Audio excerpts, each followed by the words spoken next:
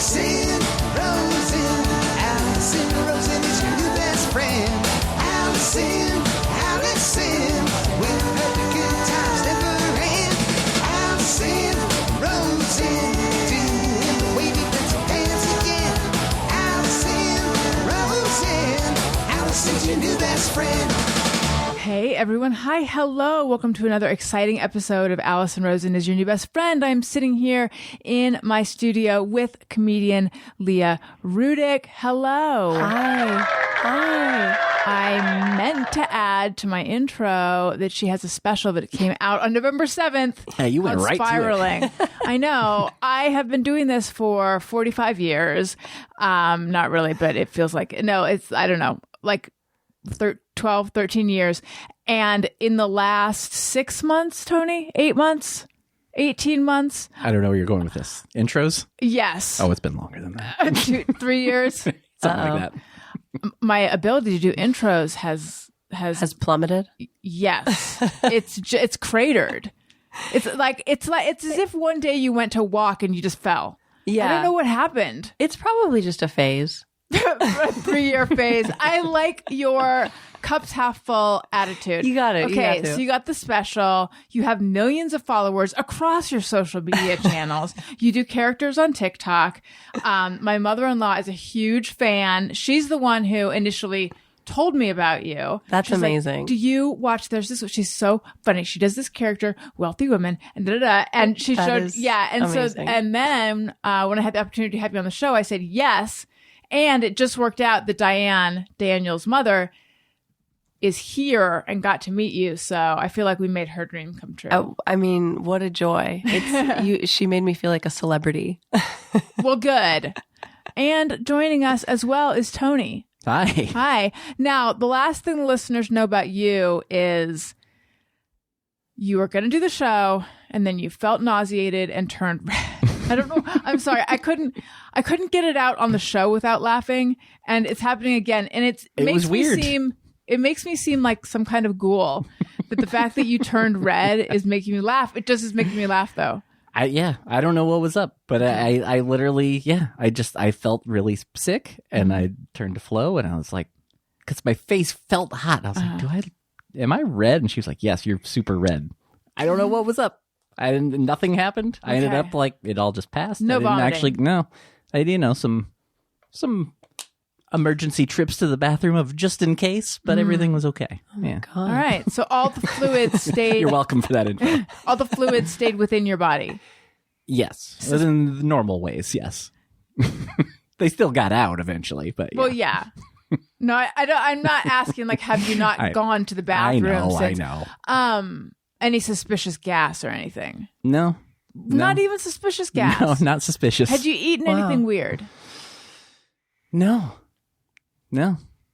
How curious Yeah, all I don't know. that is. Yeah, but everything's fine. Everything's fine. Yeah. Okay, good. So glad. Thank you. Sounds scary. Oh, what a momentarily. Yeah, and what a story it was. What a story. I know. Riveting. I feel like we've all gone on a journey. Yeah. Yeah. This should probably be This should be behind the paywall. Yeah. Right. I would can't definitely give this, not give this out for free. not this Yeah. gold. This is good stuff.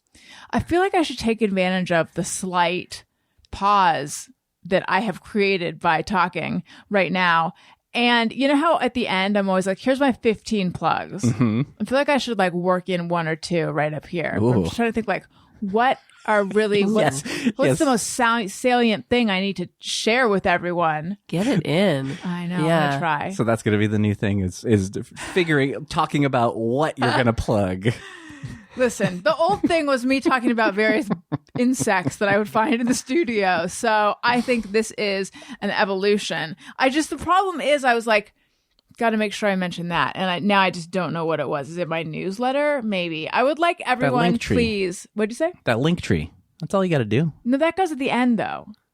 Oh, I thought that's where everything was. Because it is, but if I tell them about the link tree now, they're gonna stop listening and they're gonna have to go. And then the link tree is like, it's like a tree, like branch and then more branches and stuff. And before long, they'll be You gotta save the link tree for the end. Tony, Don't worry. cut this out. I'll cut all this out. Cut this Don't out. worry. Yeah, I know it's too hot. It's too good. It's too good. Have you read Infinite Jest? I've been on page 400 for 20 years of that book. But Yeah, I don't think Infinite- I ever made it past page 4. Yeah. Okay. But there's footnotes and stuff. So 4 is really like It's pretty 8 or good. something. Yeah, it's pretty good. Anyway, I think I believe it's about a form of entertainment that's like so compelling. Uh-huh. And really, is. it was, it predated social media. But anyway, it's as if Infinite Jest is about my link tree. Yeah. Is what I'm saying. Yes. That thing is, I believe in the industry, they call it, or at least they did 8 years ago or so, sticky. It's like a sticky app. I mean, Sticky. you get in there and it's like, you're stuck to my links. Anyway, check out my newsletter, please. AllisonRosen.substack.com. Or you can go to my link tree, but I'm not going to tell you anything about that till the very end of the episode. Okay. Let's talk about Leah. Leah. Okay. So you're from the Midwest. I'm from Ohio. Yeah. You have a brother. I have 2 brothers. 2 brothers. Yeah, I'm the middle. Okay. Mm-hmm. And I know that you recently did some shows with one of your brothers. Yes. So my younger brother is also a comic, and he is based in Cincinnati, where all of my family lives. And we do a lot of touring together. We do a lot of co-headlining, specifically when the shows are like in the Midwest where it's like drivable for him. So we've been performing together for quite a while now, and did some shows over the Thanksgiving holiday in Ohio, which were really fun because our whole extended family came out. Oh, how was that? It was fine. It was good. I hope they hear this. Yeah, no, they definitely will. No, it was good. It's always like a little extra pressure, like not when my parents come because they're extremely supportive, but when it's like a little bit more for like when the aunts and uncles start to come out, then it's like, oh, I don't know how they're going to feel about some of this stuff. But it was fun. The shows were good. What kind of stuff might they have weird feelings about? Well, sometimes my stuff is a little on the dirty side, or yeah, and some of them maybe don't like that. Right. But they were fine. They were good. They were troopers. Good. I don't know. Sure. They can be troopers. They really just, gritted it out. They gritted it out. Yeah. I think that's the thing people say. It sounded weird when I said it, though. Okay. Did you have a podcast with your brother as well? Yeah. Or do you? Well, we're on a little bit of a hiatus. Things just got a little busy. So, but I think that we'll pick it up again soon. It's called The Rudicks Are Home, and it is just about siblings that are both touring comedians. And so we it's up, and we'll probably pick it up in the next couple months. But your other brother is not involved in the comedy. He's not involved. He's an engineer. So my parents have an engineering firm. They run it together, and my brother is also. It's just the 3 of them in the business. So it's just like half the family is in that business, and the other half is in comedy. Yeah. Wow. So your parents are both engineers. My dad is an engineer, and my mom runs the like administrative side. So yeah. Did you ever consider going that direction? No. It's so similar to comedy. Yeah, I know. No, never, not once. No interest in that at all. When did you realize you wanted to do comedy? I came up doing theater. So I started doing theater when I was young, when I was like 8 or 9, just like very local, like elementary school, nothing serious.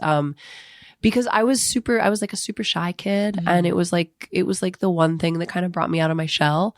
And then I just did that my whole, I did theater in high school, and then I went to college. I went to like liberal arts college, and I studied theater. What college did you go to? Sarah Lawrence. Okay. Because you said small liberal arts college. Well, first, when you said you had gone to college in New York, I was like, oh, NYU. Yeah. That's what I assumed that. And then you said small liberal arts college, and I was trying to think which one is in New York. Yeah. Is it upstate? It's like, it's in Yonkers / Bronxville. It's like a 30-minute outside the city. You can take the Metro North up. It's really easy. Right. So it's super accessible to the city, which was a great way to sort of introduce me to New York. And then like the transition to move there was really easy. Right. Yeah. Nice. Did you like it?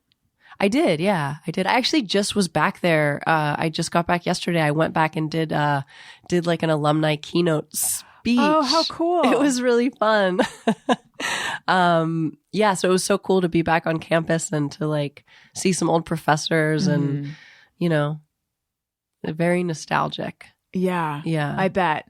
Now, see, you said that meeting my mother-in-law made you feel like a celebrity, but I feel like giving the keynote alumni speech would make you feel like a celebrity also. It did. It did. I was really stressed out about it. Cause it was like a 40-minute talk, 40-minute like speech.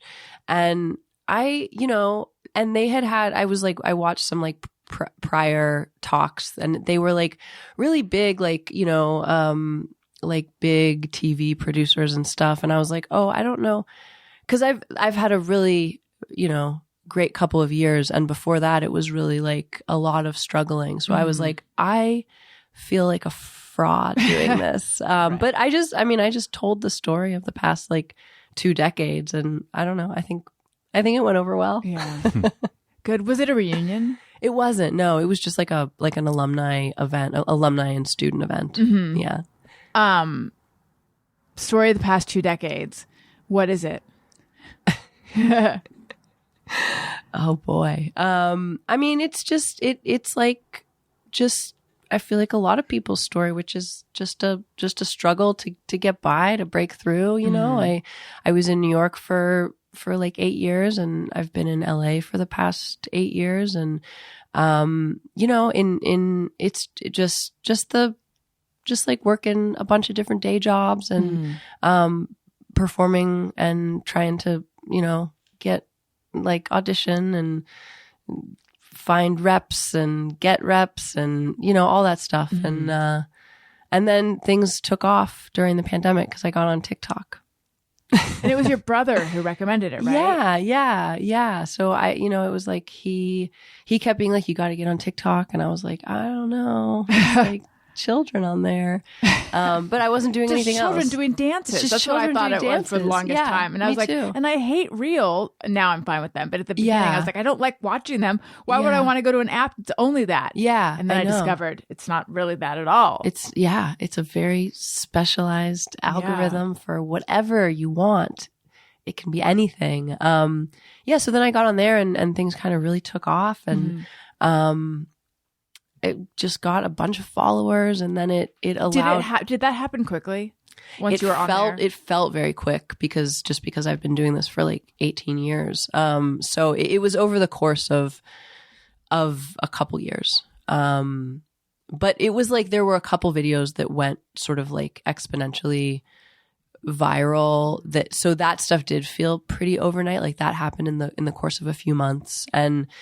And then it was like all of a sudden I was just like on tour and like selling out rooms all over the country. All because of TikTok. Or did the reps and things like that come from TikTok? The reps came. Well, I had a manager who remains who is like a comedy manager that I signed with before the pandemic, who's great. And then I personal appearance agent signed on, as a result of the growth.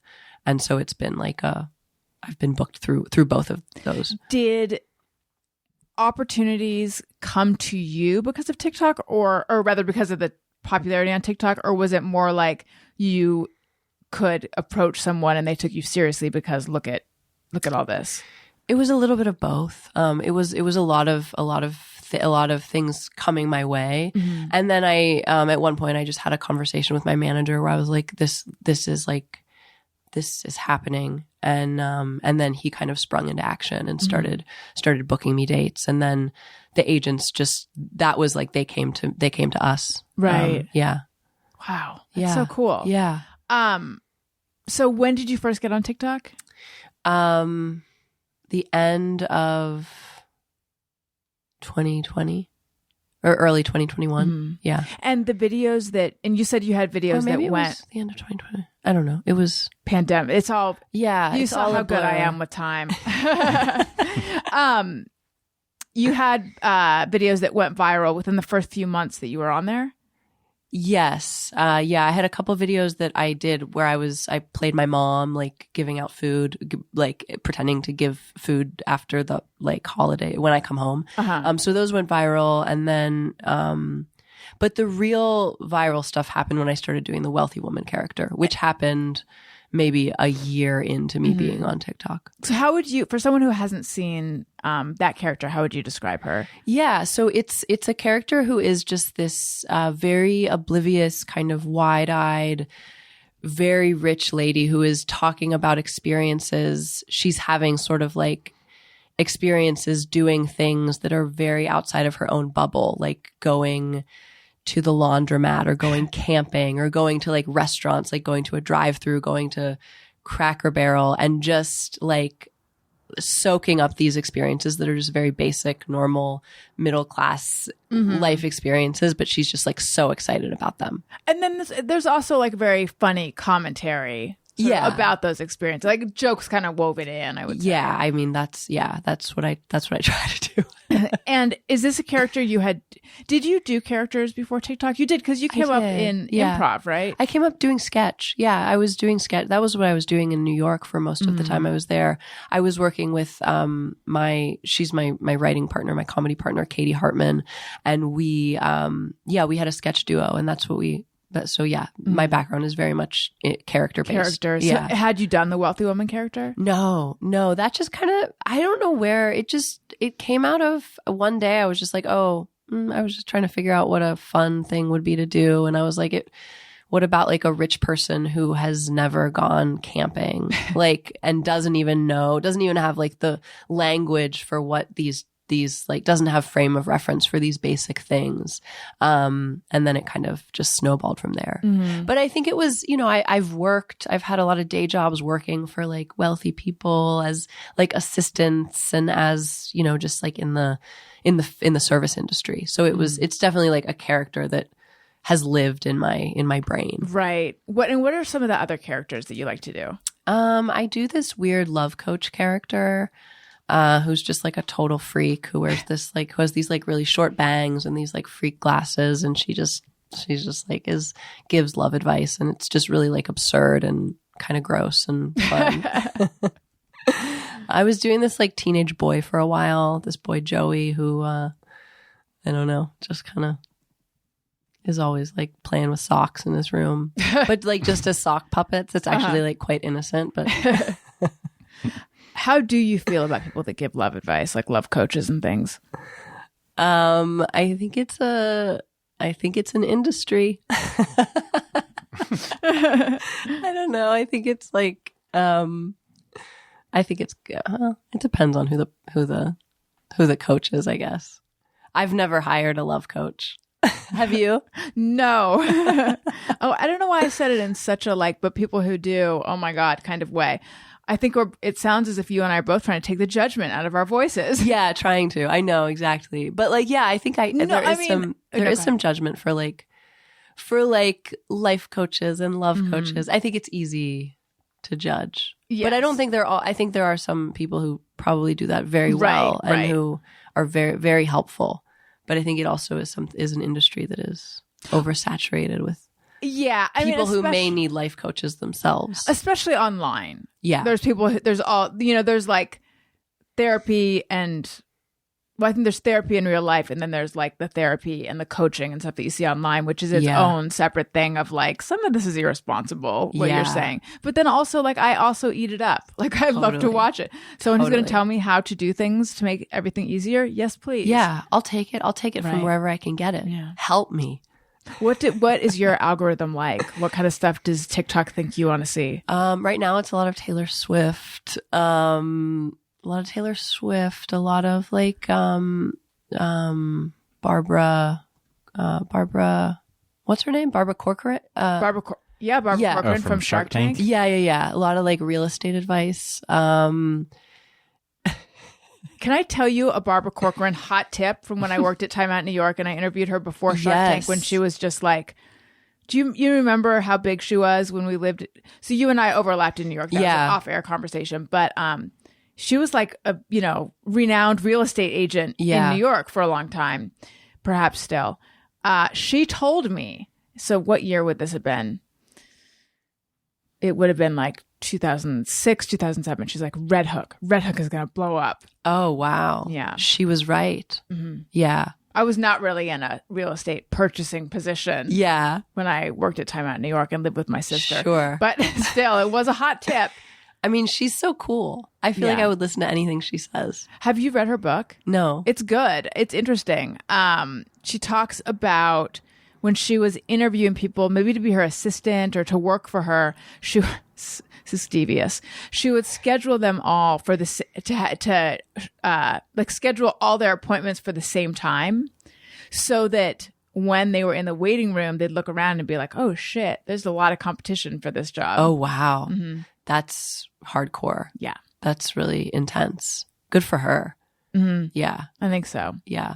But still, I could never do that. I'm too much of a like. I'm going to schedule everyone on a separate so day. Bad. Yeah. So they don't have to see what they're. Yeah, the idea that I would cause someone else anxiety just like fills me with so much anxiety. Same. Yeah. I never thought of it that way. I always thought of it like I never want to inconvenience or hurt someone, but it's really the idea that I don't want to cause someone anxiety. Yeah. I don't want them to be like. Because I know how I am in terms of I can go into overdrive trying to decode a situation. Yeah. Try to look, what did that mean? And so I would never want someone else to be doing that because of something that I did. Totally. Yeah. I'm wired. I think we're wired the same way. Yeah. How do you deal with that? Oh, God. I mean, I don't know. Just therapy and alcohol and just I don't know. I wake up in the middle of the night a lot, spiraling. That's why I called my special spiraling, right? Because a lot of it is about all of the anxiety that goes through this. Have you found that being a people pleaser and being someone who worries about your effect on other people, like how does that coincide with all the career success you're having right now? That's a good question. I think it makes it hard. It makes it hard because I'm like getting to a place where I really have to be able to be clear about what I want and be able to verbalize that and to take action. And I'm always so afraid of like offending someone or stepping on someone's toes or making someone feel bad. And it's been tough, but I feel like I'm making progress. The number of like pep talks my husband has given me where it's just like we sit down and he's like, it's just like you just, he's been amazing. Does it come naturally to him? He is he's also a very like people pleaser, but less so. I think being a man also makes it easier. Where he doesn't have to second guess things in the same way that I do, and I think it is like a gendered thing. Where it's just like we'll like work on an email together and he's like, you don't need like take out all of these justs and all of these sorries and all these exclamation points. And I'm like, but I need like a little bit of that. Otherwise they're going to think I'm like a total bitch. And he's like, no. And it's just this, My emails have so many, apologetic exclamation points. And they're not really apologetic. They're just like, look, I'm nice. Yeah. It's crazy. I really am like actively trying to curb the exclamation points. But then if I get what kills me the most is when someone just writes back, okay. Yeah. Tony, don't take that. See, don't feel bad about that. Yeah. Sometimes you'll do an okay and I don't have a negative reaction to your okays. We're talking business. It's not you specifically. It's definitely not you specifically. Yeah. No, it's just in other, it's in other contexts. Yeah. Just a flat okay. Like, it's terrifying. It's terrifying. Because I hear it like, okay. Yeah. It's like there's an eye roll with it. Yeah. Yeah. But I think it's like, it's also like, yeah, maybe that is there, but it's like training yourself to not care how other people receive something like that. Like that's their thing, which is like really hard for me. Here's a like a word problem for people like you and me.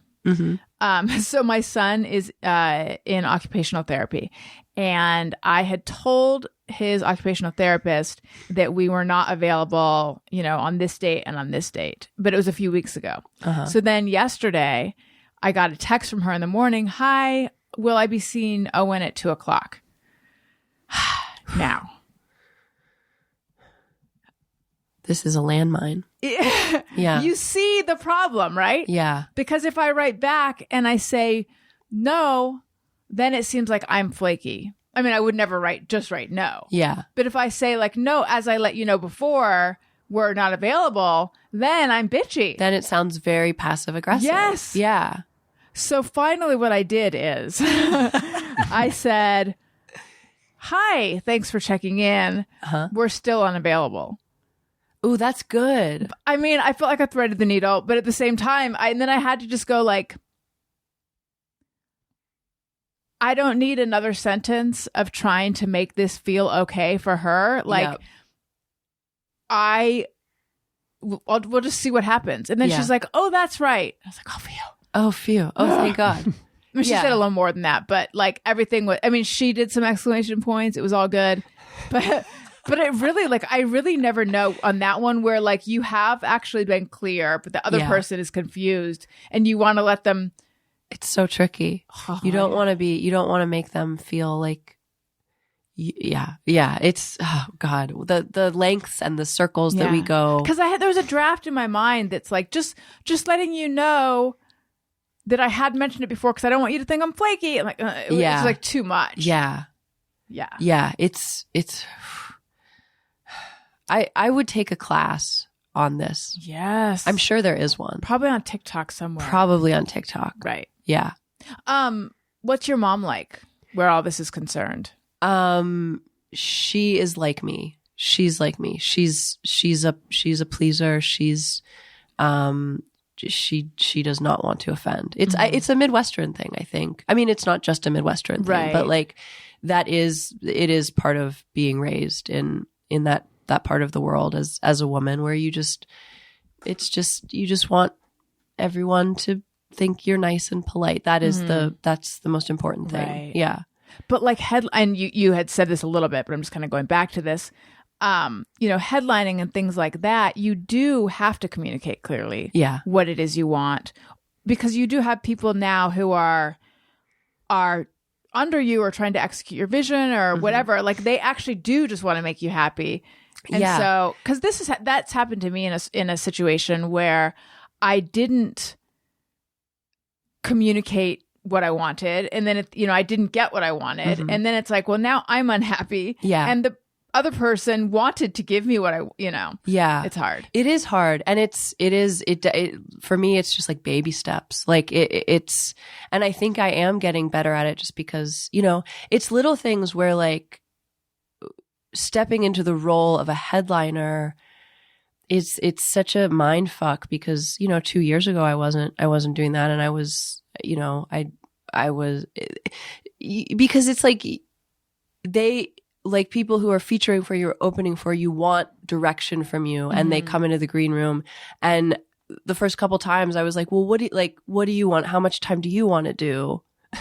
What sounds good to you? What sounds good to you? Yeah. And like I had to have a few people be like, no, this is your show. Like you make the decisions. And it was like a real, just like realization of, okay. I'm just not used to being in positions of power. So it was like, it took a second. Yeah. Who were the people who were telling you get to decide? Or you have to decide? Just like I had, one time it was a friend that was like, that was hosting, and I was kind of like, he was like, no, Leah, come on, like this is your show. Like, yeah. And other times it's just been random. It happened a couple times. And one time it was like a woman who was like, no, I don't know. You tell me. Yeah. Are many of the people who are coming out to see you now, or all, like, what percentage of them are people who know you from TikTok? All, pretty much. I mean, aside from if I go to a club that has their own built-in audience. Right. So, But a lot, yeah, mostly it's all, I mean, it's TikTok and it's Instagram. Yeah. Has your comedy changed knowing that people are, or rather has your stand-up changed knowing that people are coming because they've seen these characters? Not really. No, I do the only thing that I've added is I do the wealthy woman at the end of my sets because I feel like people want that. People are coming for that. And the first few shows I didn't do it and I could feel there was like a disappointment and people were like asking for it. I did it like a Q&A at the end of one of the shows and people were like, will you please do a wealthy woman? And I was like, I can't just do it. I don't have them memorized. And then it was like, okay, I have to start doing this at the end because you got to give them what they want. But my material is I haven't, no, it's still it's just about me and my life. And I think that's been like, the shows have been great. I think it's been cool to see this thing where people come and they just know me from one thing and then they see me do this other thing and they have a great time doing that. And they're like, oh, you're more than just this one character. Right. Yeah. If you were to guess why people are reacting so strongly to the wealthy woman character, what would you guess is like what they're reacting to? I think the joy of these basic things. It's like experiencing things that we all do that are basic, mundane, everyday things almost through the eyes of like a child, of someone who is like experiencing pure delight in something so like basic and boring as going to the grocery store. I think people really like that. And then hopefully they're responding to the jokes. Right. But yeah, I think just the like unbridled joy and optimism of like a person is, yeah. Do you ever think like, what if I hadn't gotten on TikTok? Yeah. I mean, I think I would just be in the same place I was before the pandemic, which is just trucking along, yeah. What kind of, you said you did like a bunch of different jobs. What kind of jobs were you doing? I worked as a server for like 8 years in New York. That was the job I had there for the majority of my time. Where? At this place called Zampa in the West Village. It closed shortly after I left. It was this little wine bar, a great place, and it was like a great job to have for while I was, doing comedy there. And then when I moved to LA, I did catering. I did like fancy catering jobs for a while. And then I worked as an assistant / babysitter to like this lovely Hollywood family. I did like closed captioning for the NFL for a while. What was that like? It was boring because I don't like football. And I don't either. Yeah. So it was just like it was from home. So it was easy. But it was like just captioning like media, just football players talking about, the game. And they all say the same. They all say the same thing. Yeah. So it's just the comment. You're captioning the commentators. Is that what it is? Yeah. Like, are you also describing like any of the action happening on screen? No. I'm just captioning. Okay. Yeah. So got it. Yeah. Do you have when you're doing that? Because when I did all the magazine writing, there was a lot of transcription. Yeah. Are you constantly having to like pause or slow it down, or do you just type along with it, or how does that work? It was constantly having to stop and go back, and because a lot of it was hard to hear. Yeah, right. Yeah, that's when you just put unintelligible sounds. Yeah, I did a lot of that. A lot of unintelligible. Yeah. I this is a bit of a just me or everyone. I've talked about it on the show before. I like to watch everything with subtitles now. I do too. Really? It's a new thing. And, okay. Like whenever I'm watching with other people, they're like, "Can you turn these subtitles off?" Yeah. It's like across the guy's face. And I'm like, no, I can't. Yeah. I rely on them now. Yeah. And I thought it was just because I got into the terrible habit of eating dinner on the couch. And so you can't hear over chewing. Same. Yeah. But there was an article that I don't know if it was in Vox or I don't know where it was. But it's about how more and more people are needing subtitles because like the way that volume is on television shows, it's not mixed right for dialogue or something like that. So it is. Oh, really? Yeah, this is like a thing. It has become more and more difficult to hear dialogue on television shows. Why would they do that? I don't know. Tony, Does it have to do with headphones or like listening to things with AirPods? I think it's, I don't actually know. I don't know if it has to do with surround sound or I don't know if it has to do with like more advanced audio systems where it's like they want all the different textures to really jump, or as opposed to like, like, what's that here, boss? Yeah. I just want to hear their voices. You knew exactly what I was doing though, right? No. You had no idea. I know. That was my transatlantic talkie impression. Well, say here, boss. But I don't know if it's say here, boys, or say here, boss. I think no one would say boss. I think it should be say here, boys. I don't know. Back in the day, people knew how to speak. They knew how to speak and they knew how to record that speech. That's right. And put it out into our ears. That's right. Anyway, Tony, could you look for, I think it was Vox, and it's like, why does everyone need subtitles or something like that? Okay. I love a subtitle. Me too. I know. How does your husband feel about it? We're on the same page. You are? Yeah. How about you? Uh-oh. I think I'm coming for your husband because you guys are both people pleasers. Yeah. You guys both like subtitles. Yeah. My husband is also like, he has anxiety, he can have social anxiety and stuff, but he doesn't like the subtitles. Yeah. I mean, that's it. That's a he'll deal breaker. accept them. Yeah. But he doesn't love them. Yeah. It's hard when they're right over the faces. Last night I got home from like a cross country trip and I was like, I'm just gonna watch some Gossip Girl, and those subtitles were right across the faces. Yeah. And I was like, this is weird, but I'm not gonna take them off. Who decides where the subtitles go? This is going to be a podcast entirely just about subtitles. Yeah. Who decides where they go? I don't know, but they should go at the bottom. Yeah. Always. Thank you. Anyone putting them at the top? What are you doing? What the fuck are you doing? Yeah. Gossip Girl, the original. Because didn't they remake it?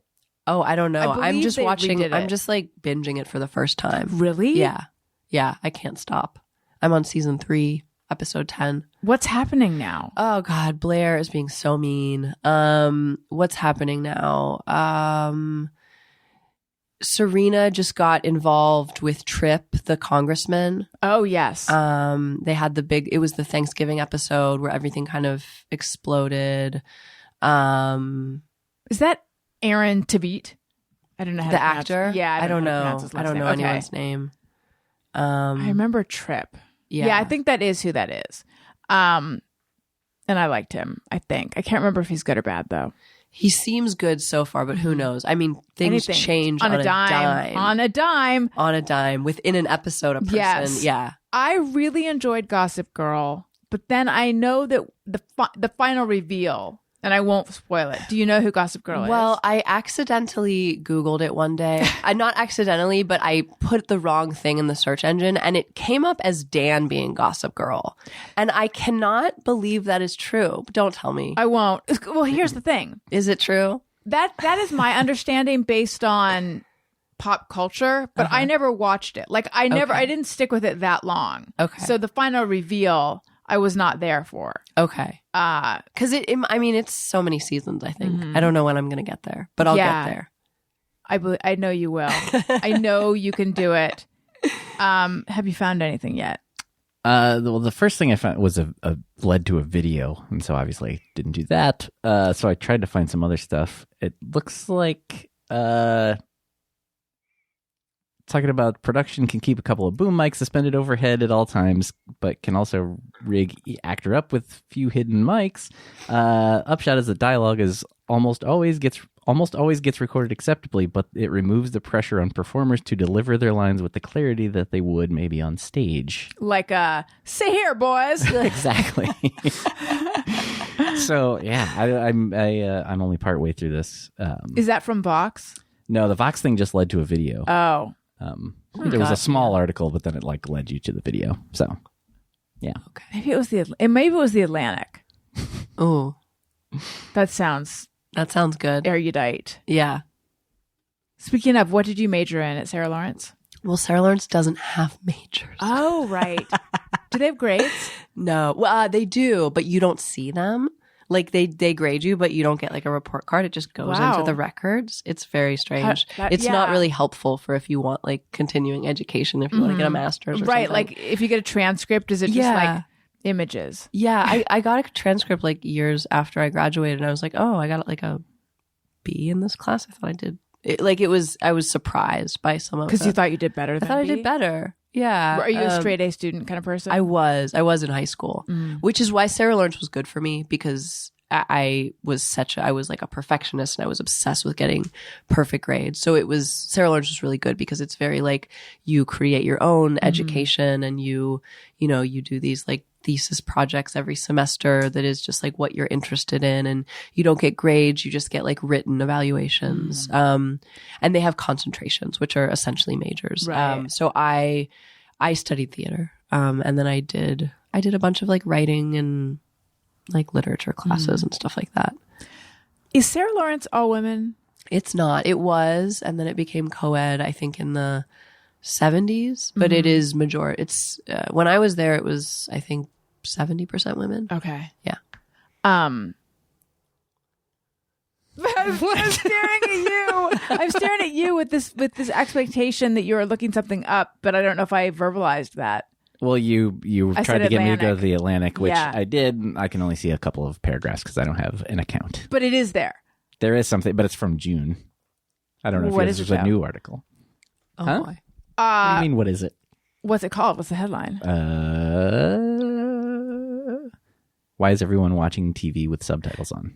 It's not. There it is. I just feel a satisfaction over Knowing like, that this the article thing is there. that it exists. Yeah. Well, that almost specific headline comes up a lot. Like, Oh, it really? seems- yeah. So a lot of people are writing about It it. seems that way. Yeah. It's a phenomenon. Yeah. Wow. See? You were right. Thank you. Validated. Thank you. Good job. Would that have been so hard, Tony? I didn't know what you were asking. See? Once again, there we go. How did you meet your husband? Great question. We met in New York. We originally met. We both were working at restaurants. I was working at Zampa in the West Village, and he was working in a restaurant that was owned by the same called Botino in Chelsea. And I think I know that one. Yeah, that one's been. It's like it's like an institution. It's been around forever. And we had mutual friends, and he would come to my bar after his shift. So I knew him. We were like acquaintances. And then a few years later, we coincidentally ended up in the same acting class together. And that is when we started dating. Oh, that's Yeah. cute. And Yeah. what's he doing now? He is making Amaro. Do you know what Amaro is? It's It sounds like a spirit. It's like a digestif. Ooh. So like something like Aperol or Campari or Fernet. Like it's like an after dinner, like Right. bitter herbal Mhm. spirit. So he during the pandemic, he pivoted to making that. He was making it out of our house, and then he just like scaled up and he started working out of this distillery, and he just launched the company a couple months ago, and now it's like out. It's in a bunch of stores in LA. Oh, that's and- cool. What's yeah. it called? It's called Festif. Festive. Yeah. So what was he a performer for a while? Yeah.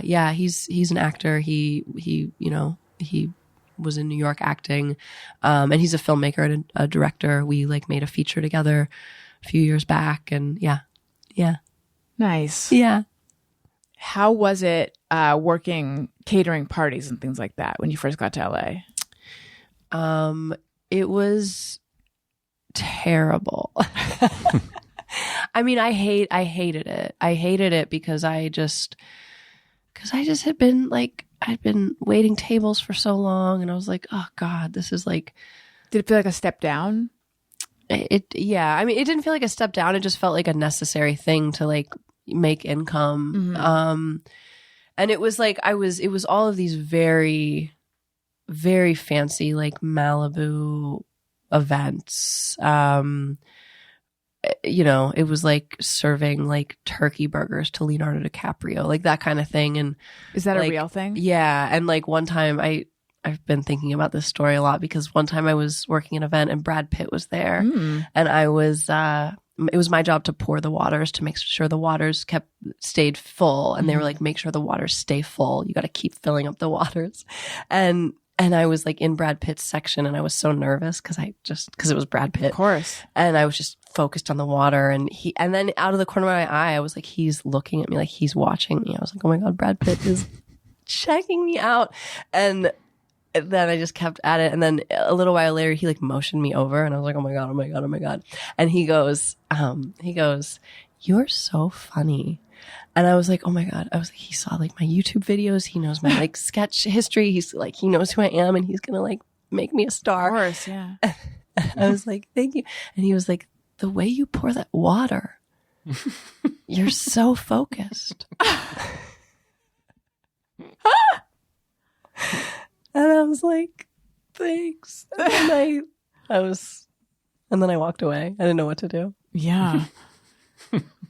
That's a lot to take in. But still, Yeah, he called he you called over me to over. compliment He called me over. in like a weird, almost backhanded way, but it's not because it's Brad Pitt. Yeah. And my husband was there. My husband is a bartender also. And so he was working that event too. So I like ran over to him and I told him what happened. And he was like, okay. But do you feel like Brad Pitt was flirting with you? Like maybe a little bit. Yeah. I don't know. Also, I think he was high. Okay. I But think still, yeah. that doesn't, No, I mean, Yeah. it was a win in my book. like, if your husband hadn't been there, might things have gone differently? Yeah. I would have just gotten with him. No. No. What was Leonardo DiCaprio and the turkey burger like? He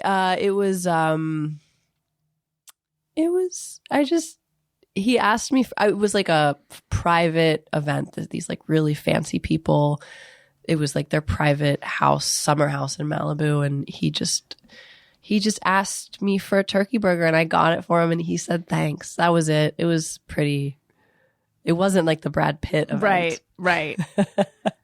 Did you deal with any celebrities who were mean or ill-behaved?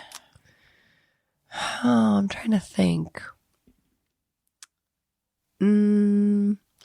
There was one guy who was the son of someone really famous, but I can't remember exactly. It was a musician's son who was just like shit-faced and was like grabbing women, but I can't remember who it was. But it was someone's very famous son. Someone's Nepo baby. Yeah.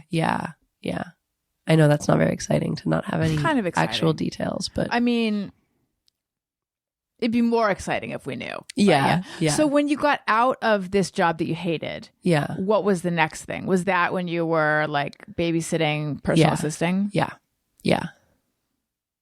And I'm going to guess you can't tell us who it was because NDA probably, right? Yeah, I can't, but they were lovely. And it was like it was like a nice job. You know, it was like hanging out with this cool family. And I really liked the kids and I really liked the family, but it was just doing things. I was just like running errands for just all over like Beverly Hills. And I was just like, what am I doing? What am I doing with my life? Like, and it was a job. So it was, it was good because we needed the money, but, Yeah. I was just so tired of doing, doing jobs that I didn't want to be doing. And then like the pandemic hit and I just like had a conversation with my husband where he was like, you really like, you need to like stop doing this job. It's like not good for your, like, it was one of those kind of like, just, there wasn't anything on the other side, but it was just like, you just need to like quit and see what is like next. Like Because not this good is, for your what, soul? yeah. Like you need to just like stop this and like become a little vulnerable to the universe. You know, he didn't say he Oh my would God, he would he never could use be a those coach. words. He wouldn't say that, but it was I know what you mean. it was that sort of. Was that liberating or scary? It was both. It was scary because I'm really afraid to quit things because of that people pleaser thing. Like I'm so afraid to let people down. So having to like leave and communicate that was really hard. But then when I did, it was like, oh, all of this other stuff happened. Right. That's so great. Yeah. So, back to TikTok or Instagram, actually, are you able to monetize just from being on there, or is it from like opportunities that come from that?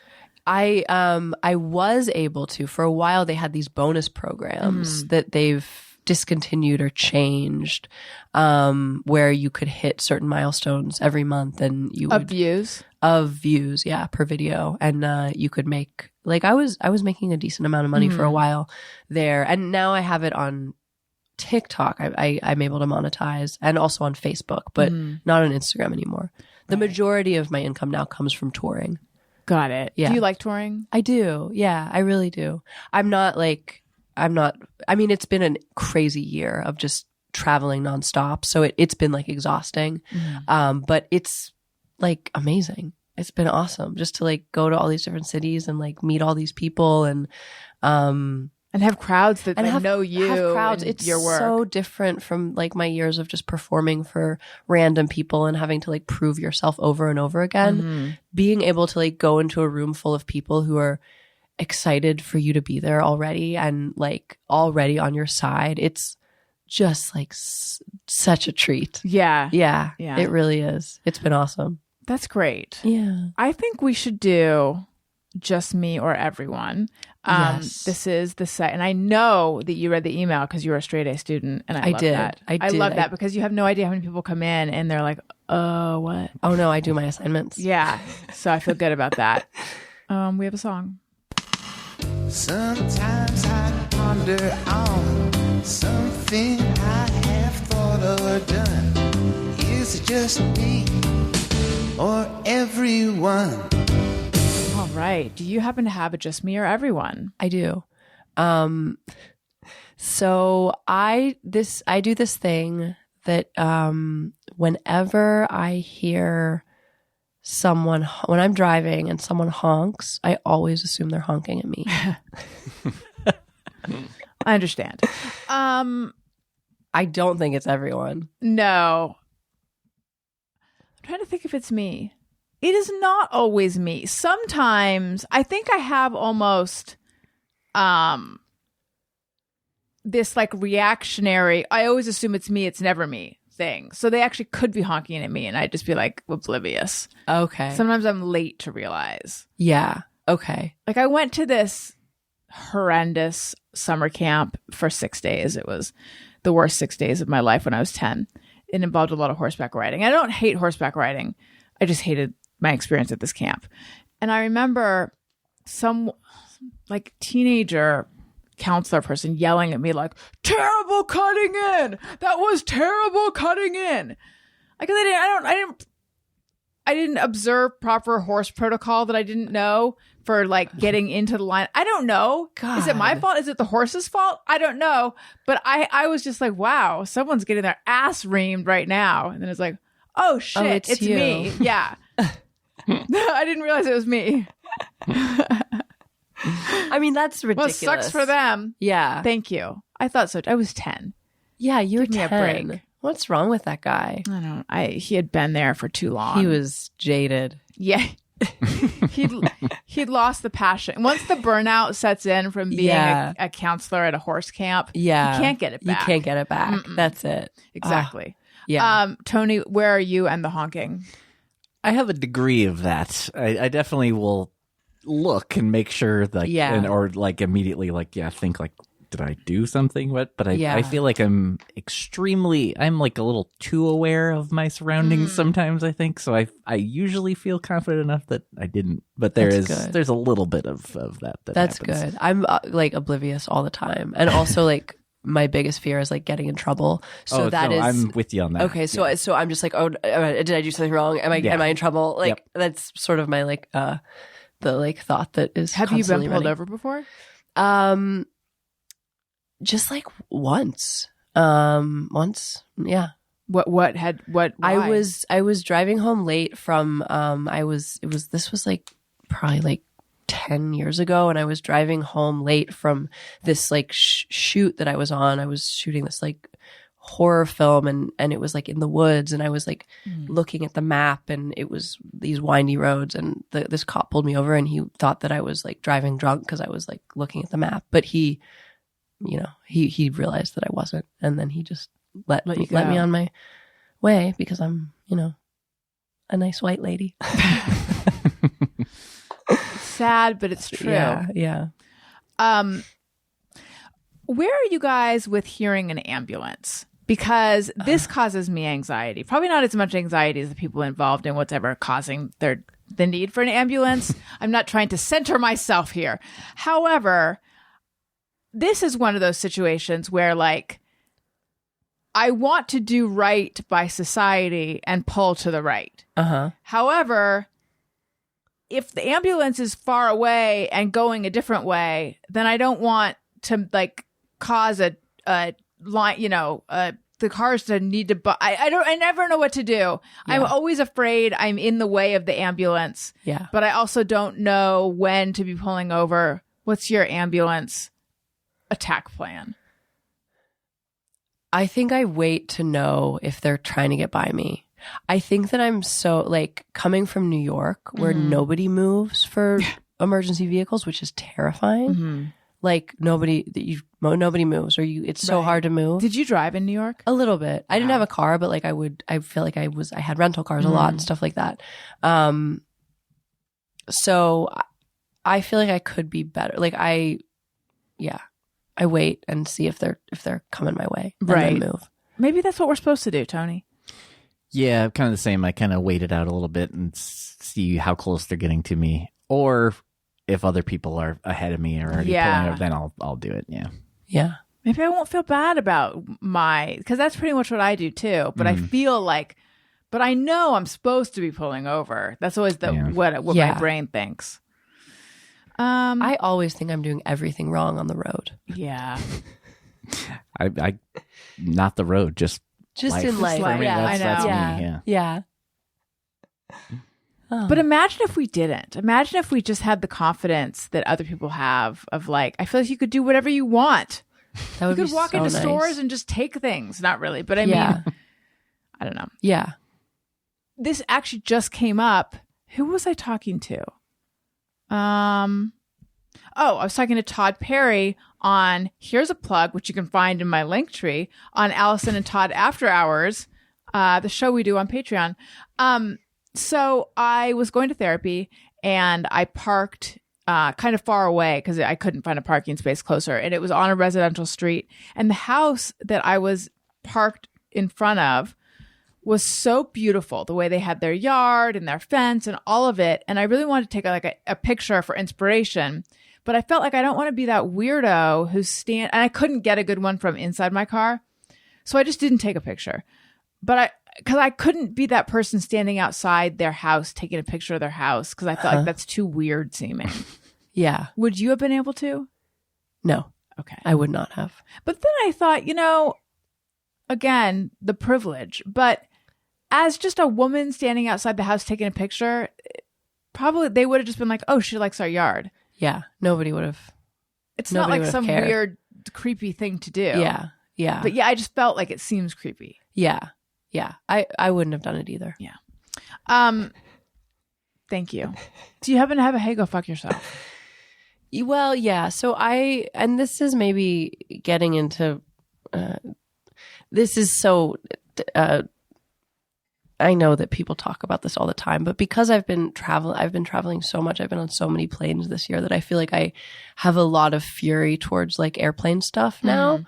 And I think that like, lately I've been getting so angry at people on planes who don't understand middle seat etiquette of like, if you sit in the middle seat, you get both of the armrests. Yeah.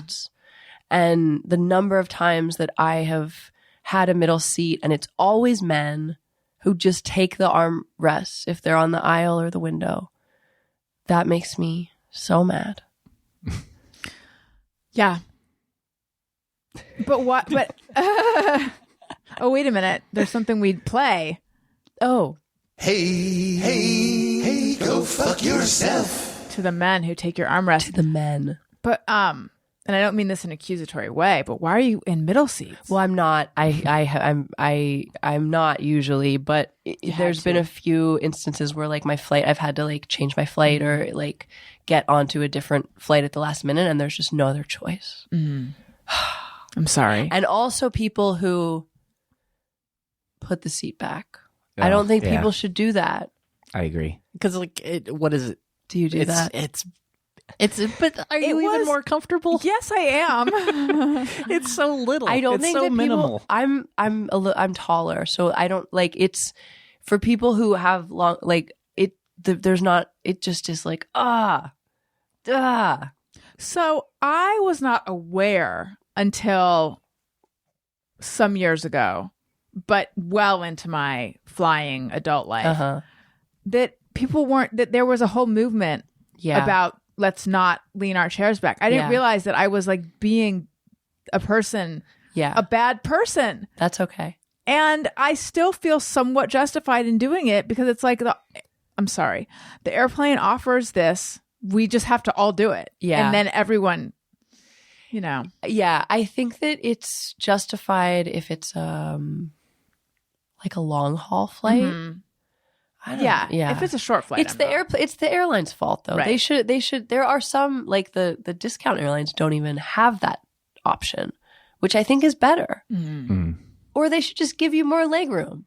I sound so hacky talking about airplane stuff, but it's just all I can think about these days. No, I understand. It's gotten truly terrible. It has, It's unacceptable. Yeah. Like I truly like that sounds extreme, but like I truly find it unacceptable. It's like flying in general. Well, just How the way, unpleasant it the is. way it is, How like it should unpleasant be it a is. great thing, and it's just I awful. know. It's awful. Yeah, it Unless destroys my back every time now because I get so shrugged up because I'm trying to stay out of everybody's way. And Yeah. yeah. I'm trying to remember what it felt like before 9/11, in the heyday of flying, what it was like and how much better it was. Yeah, I think 'cause I you could, wasn't like, really aware. You could walk. People could take People you could to take meet you to the at the gate. gate. Yeah. And you could bring water on board. You could bring water through security, liquids. You could keep your shoes on. Keep your shoes on. As much gel as you wanted. All of the hair gel that you want. Ounces and ounces of hair I can't gel. even remember a time where there were no limits on toiletries in your carry-on. You could probably bring like a full-size Pantene. Yeah. Right? That's you how could. it was. Yeah. You could. But you can bring a knife on, right? No, I guess you can't. No. What can you? I feel like you can bring. You could bring a something. nail clipper. Yeah, you could bring scissors probably. Can you? I don't know, I actually. doubt it. I don't know. I hope don't know not. If you can. Yeah. There's no need for full-size scissors on board. No. Yeah, it's a pain in the ass, and it also takes forever. Yeah. Yeah. Not into it. But you know what I am into? Finding out product picks from guests on this podcast. Tony, do you happen to have a drop? Podcast Pals product picks. All right. Tell me some of your favorite things. Okay. Well, I wrote a couple down I love that. because I like assignments. So because I've been traveling so much, I've been really into travel sized things, like travel sized beauty products that I can take, please. like moisturizing stuff because it's so dehydrating and drying to travel. So there's a few things that I found that I really love. The first thing is this really lovely toner called Indie Lee. It's like COQ10 and it feels so nice. It's so hydrating. It comes in these like cute little bottles that you can just stick in your carry-on and you can spritz like after a flight. You spritz like after you wash your face. It smells so nice. It's so soft. What does it smell like? Because I have an Indie Lee cleanser that smells like strawberries. Oh, it doesn't smell like strawberries. It just smells like very clean. Very like clean and I don't know. Yeah. Sounds good. Yeah. And the other thing is this moisture mask. It's called Alchemy Forever Brightening Moisture Mask. That it comes in like a great sample size and you can sleep in it and it doesn't, because when Does it feel like a moisturizer when you put it on? It first it looks like a mask, and but then it like goes into your skin, so it is just like a moisturizer. So you can like sleep with it, and it doesn't get like greasy or anything, and it makes you like you wake up and your skin is so like moist and. I want that. I want that radiance. Do you have to wash it off, or is it rinse just like Yeah, skincare? you just rinse it off. Yeah, okay. Yeah. Fascinating. And then a lip mask that I love. I just discovered that lip masks are a thing. Yeah. I really all like about the Laneige. Tatcha. The Laneige is, I haven't tried the Laneige, but that's what I. Okay. I have become, I'm a real Laneige girly. Yeah. What can I say? I have 2 of the overnight masks, and then I have 2 of the glowy lip balms, and I like them a lot. And I'll wear it not overnight. I'll wear it during the day. Yeah. I do too, because I have such chapped lips. Yeah, but I don't know really that it's like the most moisturizing thing for my lips ever. I think it's because I'm putting it on so much because I just enjoy it. Yeah. I like the feel of it, and it's not like annoyingly sticky or annoyingly anything. But quite possibly, I guess where all this is going is quite possibly Tatcha is like more effective. I don't know. It's probably the same, honestly. Yeah. I just like how it feels. It feels very, Now, so it's a Tatcha overnight lip mask? No, it's just a Tatcha. I put it on before bed, but I also put it on throughout the day. Okay. Yeah. What's it called? Tatcha lip mask. Tatcha something Kitchu lip mask or something, I want to say. Yeah. I don't think I have any Tatcha stuff, but I always hear how great it is. Yeah. This was my first Tatcha product, and I love it. You'll never forget. You'll never forget your first Tatcha. Wonderful. Anything else? The other thing that I love that I have gotten really into is I really like Glossier products a lot. So the Boy Brow is like, I cannot go without it.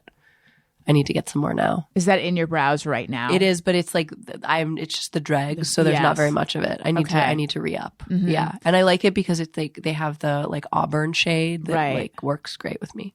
Great. Yeah. Boy Brow. You know, so Glossier was a sponsor a while ago, and I received a Boy Brow, and I cannot find it. Oh no. Yeah. I need to find it. Because lately it. I've been like, I need to find it. Yeah. It's somewhere. Yeah. So I will find it. The other thing that I like in general that I've been getting into are the like glowy like, and Glossier has one. It's called like Glow. It's just like a shiny. Is it a glotion? It's like a glotion. That's not what it's called, but yeah. And they have it's like a glow. There's the other one that's like the drops, the glow recipe, like that all the like little tweens use. I love it. It makes you so shiny. I need to try one of those. Have you tried? Do you use Supergoop at all? No, I haven't used it. So, do you know Supergoop though? They make sunscreen. I don't know if they make other stuff, but sunscreen, and they have something called Glow Screen. Which were you here when Robin Shore was on, and she had just come back from, I think, Hawaii, and Joel Stein and I were going on and on about her complexion, how she looked like 70s Cheryl Tiegs, and she had used Glow Screen, and I have a sample of it. But I'm afraid of stuff that's like so shiny, sheeny. Yeah. Because I'm just matte. You're a matte person. You're a matte I always girly. have been.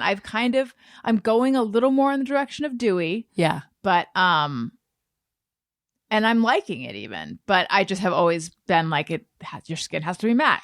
That's how it goes. Yeah. So I don't know. Yeah. But one of these days I will scary. bust into my sample. It is scary to dip your toe into the glowy. Yeah. But you're doing it. I'm doing it and I'm liking it. I do that, and I do the Charlotte Tilbury Flawless Filter, which I love. My goodness. I love it. I also have a sample of that. But the problem with the sample is you get the coolest samples. Well, I think it's because I bought it at like Sephora, and you can choose your samples. Oh yeah, that thing at the end, But honestly, and this is ridiculous. Once you open a sample, then you can't close it again. Yeah. So then it's like the clock's ticking. It's like one use, two uses. So max I've really with been a sample. saving it for when I really need it. Yeah. So the Flawless Filter that it has color. It also has right? a little glow. Yeah, it has color. And do you put that under a foundation, or that is foundation? I put it on top, and I just use like I just use like a tinted moisturizer, and then I put that on top of that. What kind of tinted moisturizer do you The use? Laura Mercier. Oh. Yeah, which I love. It's very light. Back to this flawless filter though. Do you find that it's blurring? I'm realizing this is real gal chat. Yeah. Sorry. Oh no apology necessary. She didn't mean it that way. She meant it this way. Gal chat. Oh, okay, good. Yeah. Sorry, did you say there is a blurring effect or no? I think there is a blurring effect. Yeah, it's great, and it does the glowy thing too, though. So I don't know if you'll like it. If you want to stay away from the glow, it makes you glow. It'll make you shimmer. I don't want to stay away from the glow. Is the thing. Yeah. Like, and I think it's like buildable. Like you could put as little or as much as you want. I don't know. This is all things I've learned in the past year on TikTok. Mm-hmm. Yeah. Oh, everything I learn about appearance these days is from TikTok. Yeah. I attempted to model my eye makeup based on an Angelina Jolie filter. Wow. Yeah. Your eye makeup looks great. Thank you. It's all because I took I used the filter, took a picture of myself, and then I'm like, I got to try to redo that. I don't know. But yeah, everything, I went out and bought a neck cream because I saw a woman on TikTok talking about it. Like, I am so impressionable. Me too. I bought like all the castor oil stuff. Did you fall into that castor oil? They say, it makes your hair grow. It's supposed to like, it does everything. It does. There's nothing it doesn't do. Wasn't it originally like to make you poop? I think so. Mm-hmm. Yeah. Yeah. But it's like someone I follow was saying that they I think they brush it on their eyebrows. Yeah, it makes your hair. Yeah, so it really works. Well, I don't know. I did it for like a couple days and then I fell off. So yeah. All these things apparently need consistency. Yeah, and then there's also the rosemary oil everyone was talking about. Is that for hair? I think it's for hair growth. Okay. Yeah. I haven't tried that either. Okay, but wait, why'd you fall off? Did it feel weird? Did you not like it, or just the? Yeah, I don't know. It's like really thick. It's like it feels kind of gross to me. I imagined it was a liquid. It is, but it's like a super thick oil. And I just don't really like how it feels in my hands. Is it like viscous? Yeah. Ew. Viscous just means thick, right? Yes, but thick and sticky kind of. Yeah, like it is. Goopy. Like if you had it between your fingers, then you pull. Oh, you know what is fucking viscous? Excuse my language. Is snail mucin. Okay, I've never tried that either, and I can't get past. Everyone I've talked about on the show or in my newsletter. I forget where I talked about it. Oh no, it was on Instagram. One of the important places I frequent. In a story. And so many people recommend it. It's like their skin has never looked better, but the snail of it all, I can't get past. Yeah. Yeah, me neither. I don't want to do that. Yeah. I have to say, your hair looks great. Oh, thank you. Now, is this curl natural? Is this is it a beach waver? I put a little curl in it. I did a little curling iron. Just a regular old curling iron? Regular curling iron. Although I blow dry my hair with a Revlon airbrush. Oh, yes. Another thing that I love. Mm-hmm. Game changer. Right. I've heard about these. Yeah. And then I washed it a couple days ago, so I just did a little curl. Have you now? I've been being served. I have been served. I got served. There's so many ads for the beach waver coming up on my TikTok. Oh, okay. Is that one of those like multi? No, it's not like the Dyson Air Blade or whatever. No, it is a curling iron, but it has a tiny little clamp at the bottom, so the clamp doesn't get in the way of your hair wrapping around it. But you press a button and it winds for you. Oh yeah, and it can wind in either direction. And my first reaction is, but why is that? Why can't people turn their own arm? Yeah. Maybe it's because it can go in either direction. I don't know. I'm not quite sure what's so great about it, but people swear by it. People love it. Are you gonna do it? No, because I don't wear my hair curly. Yeah. But I have been tempted. Yeah. Yeah. I'm so tempted by so many things. Tony, are you not even on TikTok? Or are you? Mm-mm. You're not. No. Do you watch Reels? Are you on Instagram? I'm on Instagram. I'll peek at them occasionally, but not too much. Yeah. Yeah. I've really just been trying to not look at my phone as much. these So days. good. So good. That is so good. Didn't I feel like a while ago we shared our screen time reports and yours was like 2 hours or something? Oh my God. It's gotten pretty. It depends. If I'm home for a while, but if I'm on tour or whatever, it's through the roof. But when I'm home, there was a week I got it below an hour a day, and I couldn't believe it. Wow. Was your mental health so much better that week? I wish I could say that it helps more than it does. I think it helps a little bit, but Yeah. I don't think it was like too noticeable of a difference, if I'm being honest. Well, Yeah. that makes me feel great. Yeah, we were miserable before we had phones. Yes. In many ways, phones make everything better. Yeah. Yeah. Leah, thank you so much. Thank for you. coming on, for sharing your products. Oh, it was my and pleasure. all of that. Please tell everyone where they can find your special and find you. Yes. So my special is out on many different platforms. It's out on, wow.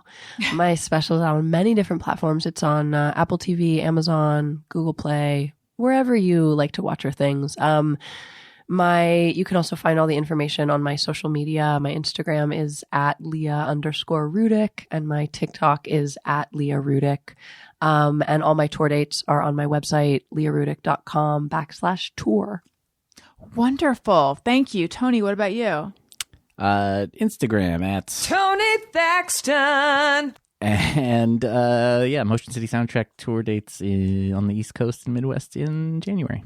Wonderful. And I remembered the thing that I was like, I should mention this at the top of the show. And I cannot believe that I forgot, but I've saved the best for last, you guys. My book, Tropical Attire and Courage and Other Phrases That Scare Me, has been re-released for the 5-year anniversary with new material and new illustrations by Daniel. New material by me, new illustrations by Daniel. And that just came out and just got re-released. Nice. I didn't know that. So yeah, I know. I don't know why I was so quiet about it. I think because it's not a new book, right? But it is new material. Yeah. And I thought, wow, I haven't written in a long time. Will I be able to? And then I did. And I'm really happy with how it all turned out.